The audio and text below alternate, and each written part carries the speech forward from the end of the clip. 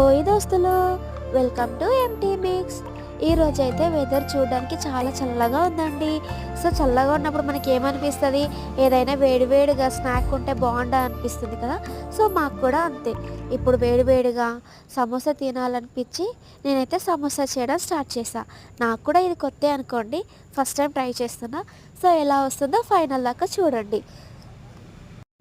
ఇలాంటి టైంలో చాలామంది స్నాక్స్ బయట నుంచి తీసుకొని తినడానికి ట్రై చేస్తుంటారు. కానీ అవుట్ సైడ్ ఫుడ్ అంతా మనకు హెల్త్కి మంచిది కాదు కదా.